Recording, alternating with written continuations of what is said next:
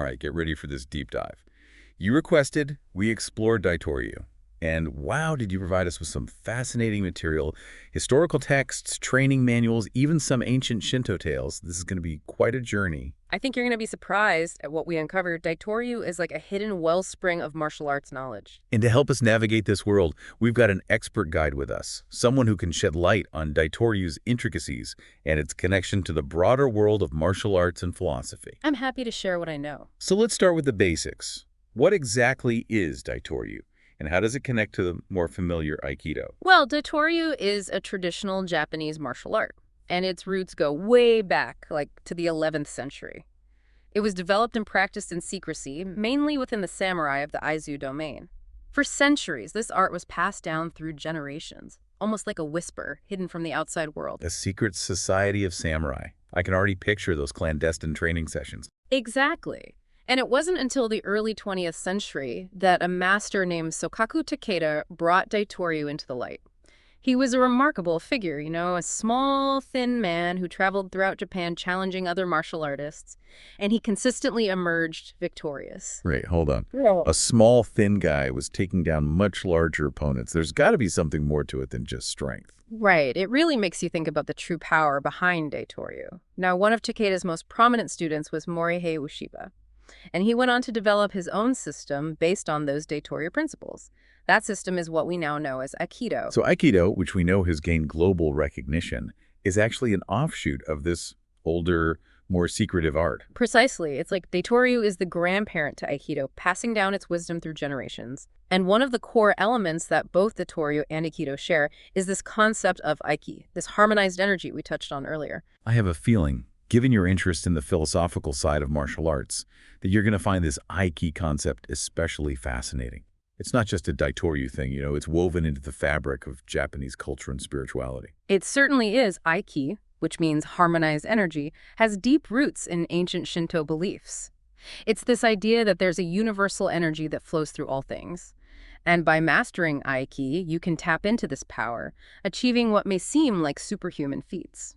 There's even a story in the Kojiki, the oldest Japanese chronicle, about two gods, Take Mikazuchi and Take Minabata. Both were incredibly strong, but Take Mikazuchi used Aiki to transform his arm into ironstone and his hand into a sword blade, forcing Take Minabata to retreat. So it's not just about physical strength, it's about aligning yourself with this universal energy and using it to your advantage, almost like becoming a conduit for power. Exactly. And this concept isn't exclusive to Japan. You see similar ideas in other cultures, like the Chinese concept of qi, the life force that flows through all living things. Okay, so how does this all translate into actual Daito-ryu techniques? Are they teaching you to literally turn your arm into iron?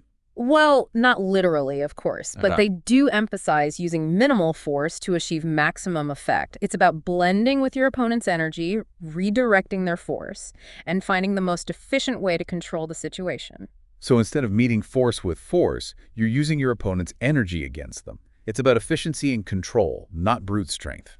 Precisely. And what's fascinating about Daito-ryu is that it offers 3 distinct methods for practicing techniques. Okay, this is where it starts to get really interesting. Yeah. What are these 3 methods? You can practice techniques while standing, while sitting, or in a combination of both. And within each of those forms, there are 3 specific training methods: Aiki no Jutsu, Aiki Jujutsu, and Jujutsu. Think of it like having different tools for different jobs. Each method has its own set of principles and applications. So even with the same technique, the approach can vary depending on the method you're using. Can you give me an example of this? Sure. Let's take the basic technique, Ippon-dori.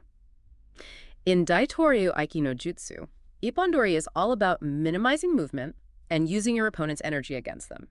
Imagine an attacker strikes, you rise up, grab their underarm and wrist, and gently guide them to the ground. It's all about subtle control and redirecting force. It's like you're dancing with your opponent, leading them through the technique. That's a great way to put it. Now, with Aiki Jujutsu, it gets a bit more dynamic. You incorporate strikes to pressure points and precise timing to create more complex pins. It's a blend of atami, which are those strikes to vital points, and Aiki principles. So in this case, Ippon-dori might involve a strike to distract your opponent, followed by a quick pin that uses their momentum against them. So it's a more assertive approach, combining strikes with grappling techniques. Exactly. And then you have Jiu-Jitsu, which is the most forceful of the 3 methods. It relies primarily on atami and strong counterattacks to gain decisive control. So jiu-jitsu is about quickly subduing an opponent with a more direct and forceful approach. Exactly. Now, beyond these three methods, there are also fundamental training exercises that lay the groundwork for mastering these techniques. These exercises focus on core concepts like kaishu and fujikuden, which are essential for understanding the deeper principles of Daito-ryu. I'm sensing we're about to unravel some key Daito-ryu secrets here. What are kaishu and fujikuden all about? Kaishu literally means spreading the fingers. But in Daito-ryu, it refers to a principle of redirecting force by opening your hand and using it like a lever. It's about turning a small movement into a much larger one, using your opponent's energy against them. It's like leveraging their force rather than meeting it head-on. Precisely. And then we have Fujikuden, which is all about attacking your opponent's center to bring them down. It's about disrupting their balance and structure, finding their weak points, and using targeted techniques to exploit those vulnerabilities. It's fascinating how these principles can be applied across a variety of techniques and situations. It's not just about learning specific moves, it's about understanding the underlying concepts. I know you're particularly interested in the history of Daito-ryu, so let's delve deeper into that. Great. One of the most fascinating aspects of Daito-ryu's history is its connection to the eight-direction throw, or Happo, a technique that blends practical self-defense with symbolic meaning. Ooh, the eight-direction throw. That sounds intriguing. Tell me more. Imagine your position facing south, a direction of importance in traditional Japanese belief and the I Ching. You have a standing opponent who grabs both your hands, and you execute 8 throws, each aimed at a specific compass direction. So each throw has a symbolic meaning connected to the compass direction. That's fascinating. Can you give me an example? Absolutely.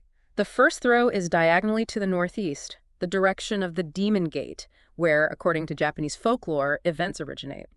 This throw is thought to symbolize the dispelling of evil. Then there's the throw to the northwest, the direction of the metal element, associated with strength and resilience, and so on, with each direction having its own unique meaning. So it's not just a self-defense technique, it's a ritualistic practice that connects to deeper philosophical and spiritual beliefs. Exactly. It's a beautiful example of how Daito-ryu blends physical technique with symbolic meaning. And it seems like there are many more intriguing techniques outlined in these manuals you sent us. Oh, absolutely. We've only just begun to scratch the surface. There are techniques for throwing, pinning, defending against multiple attackers, and even countering specific moves like kotegaeshi, a classic Aikido wrist lock. Wow, so it covers a wide range of scenarios and techniques. Yeah. What are some of the more unique and intriguing techniques that you've come across in the material? There are some really fascinating ones, including techniques for countering attacks that target the hair and skin. These were traditionally kept secret, only revealed to the most trusted students. Attacking the hair and skin. Those seem like boy. unusual targets. They are, but they highlight the comprehensive nature of Daito-ryu. It wasn't just about blocking punches and kicks. It was about defending against any type of attack, no matter how unconventional. So they were prepared for anything.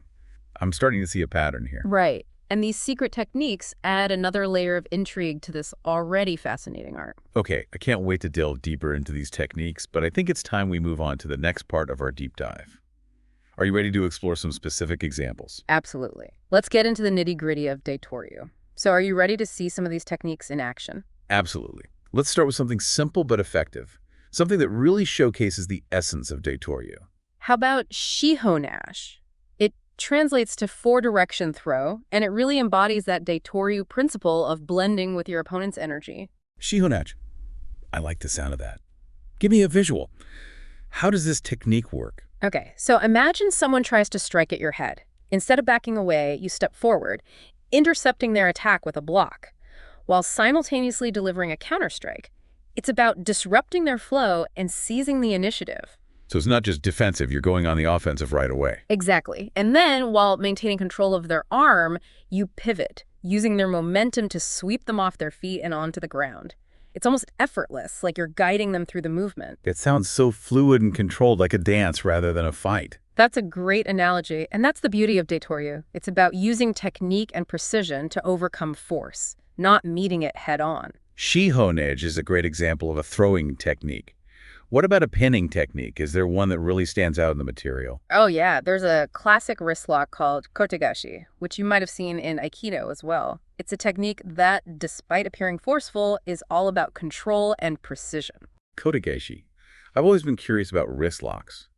They seem so effective, but also a bit mysterious. Well, in Daito-ryu, Kotegaeshi isn't about brute force. It's about subtly manipulating the joints and using your opponent's own movement against them. Okay, so walk me through it. Let's say your opponent tries to punch you. You slide in, deflecting their strike while simultaneously securing a grip on their arm. You then use your hips to apply pressure to their elbow, creating a point of leverage. So you're using your whole body, not just your arms, to create the lock. Exactly. And it's all about finding the right angles and applying pressure in a way that maximizes your control while minimizing the force required. You mentioned using your hips for leverage. Is that a common principle in Daito-ryu? It is. Daito-ryu often uses the hips to generate power and create leverage, rather than relying solely on arm strength.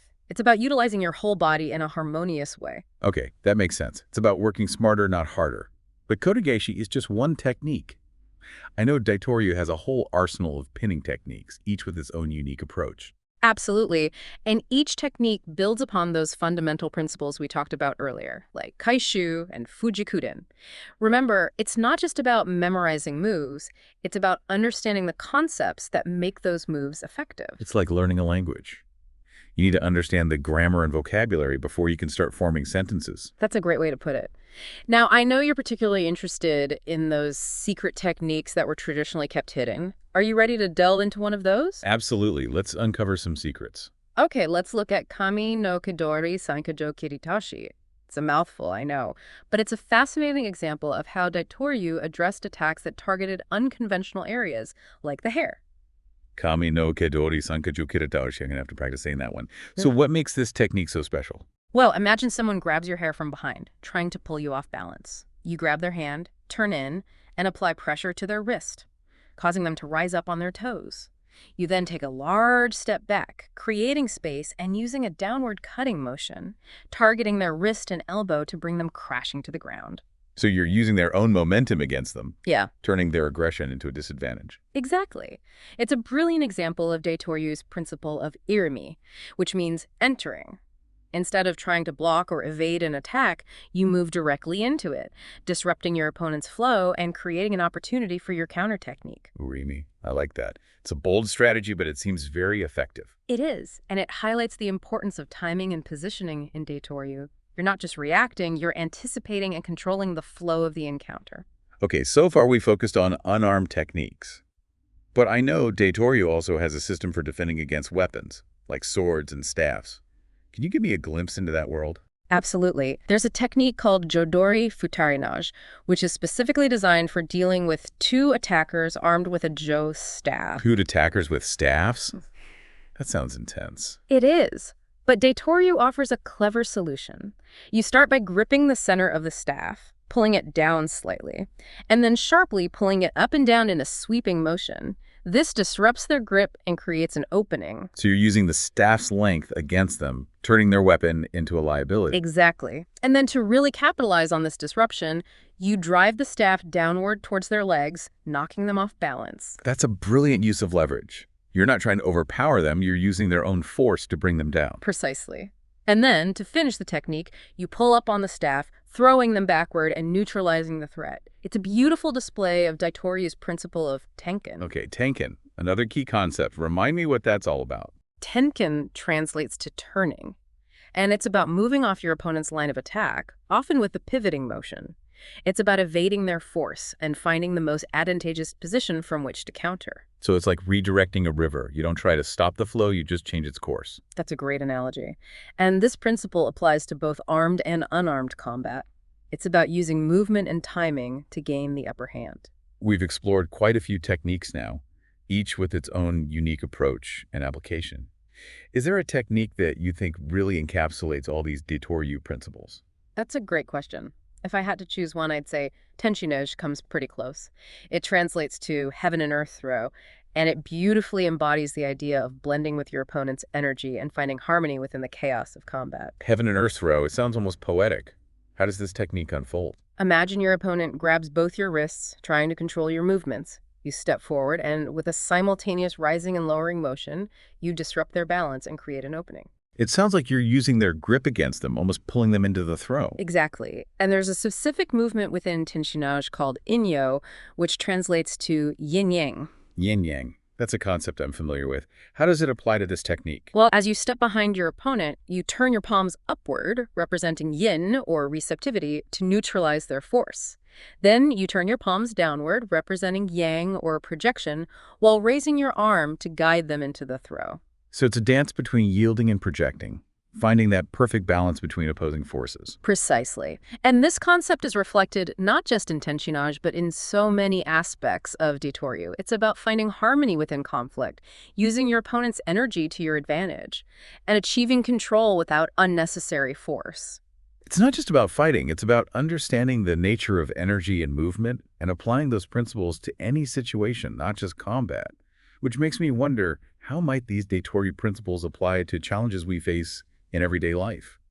It's something to think about as we move to the final part of our deep dive. That's an excellent question and a perfect transition to our wrap-up. Let's explore that. So we've really gone deep into this Daito-ryu material, from its secretive samurai origins to the power of Aiki, and all those amazing techniques for countering any attack you can think of. It really is remarkable how Daito-ryu, even though it's a fighting art, it goes beyond just combat. It's a system that combines physical technique, mental discipline, and this deep understanding of universal energy. And I think that's what makes it so relevant even today, outside of martial arts. The way Daito-ryu emphasizes using your opponent's force against them, redirecting their energy for control, that's something we can apply to so many parts of our lives. Exactly. Think about it. When you run into a challenge, maybe it's a tough conversation or a difficult problem at work or even just a frustrating situation. Do you meet it head on with resistance or do you try to understand it, find its weaknesses, and redirect it to your advantage? It's like that concept of Ju yielding or flexibility, which is so important in both Daito-ryu and Aikido. It's not about giving up, it's about adapting and using the situation to your benefit. Exactly. Instead of being rigid and unyielding, you become like water, flowing around obstacles and finding the easiest path. You use the situation's energy instead of fighting against it. So when we're dealing with a difficult person or situation, instead of responding with more aggression, maybe we can think like a Daito-ryu master and ask, how can I use their energy, their momentum, to get a good outcome? It's a powerful way to change your thinking, and I believe it's one of the most valuable things we can learn from Daito-ryu. It's not about winning or losing, but finding harmony even when there's conflict. And speaking of harmony, it's so interesting how Daito-ryu blends those ancient philosophical concepts, like Aiki and Yin-Yang, with practical self-defense techniques. We saw that in techniques like Aiki Age and Aiki Sage, those movements of rising and lowering that throw off your opponent's balance and open up opportunities. It's not just about brute force, it's about understanding energy flow and using it to your advantage. And then we had Tenshinage, that graceful heaven and earth throw, which uses the Inyo, the yin-yang movement, to neutralize the opponent's force and guide them into the throw. It's a technique that shows both physical mastery and a deep understanding of how everything is connected. It's like a dance, a harmonious exchange of energy and movement. Exactly. And it reminds us that Daito-ryu is not just fighting, it's about understanding energy and movement and using those principles in all aspects of life. One thing that really struck me was how thorough Daito-ryu is. It covers so many situations, from basic throws and pins to defending against multiple attackers and even disarming someone with a weapon. It really shows you the depth and flexibility of this art. They really wanted to be ready for anything, and they developed techniques for every possible attack, even the most unusual ones. You know, after going through all of this, I'm really seeing the connection between Daito-ryu and Aikido, with its focus on harmony, non-resistance, and blending with the attacker's energy. Seems to have inherited these ideas from its Daito-ryu roots. No doubt about it. Aikido has developed a more spiritual side over time, but its technical foundation comes from the principles and techniques of Daito-ryu. So anyone who wants to explore Aikido should definitely look into Daito-ryu to understand its history and philosophy. Definitely. It's like knowing where a river begins. You can appreciate its flow and power so much more when you understand its source. This has been an incredible deep dive. I feel like we've not only learned the secrets of Daito-ryu, but also gained some valuable insights into how its principles can apply to our lives off the mat. I agree. Daito-ryu teaches us that real strength is often about flexibility, adaptability, and the ability to harmonize with the forces we encounter instead of resisting them. It's about finding that iki, that harmonized energy, within ourselves and the world around us. Well said. And with that, I want to thank you for being here with us today and sharing your knowledge. It's been an eye-opening conversation. It was my pleasure. And to our listener, thank you for joining us on this journey into the world of Daito-ryu. We hope you've gained a new understanding of this ancient art and its profound impact. If you're feeling inspired, why not explore Daito-ryu or Aikido schools near you? You might be surprised at what you discover. Until next time, keep exploring.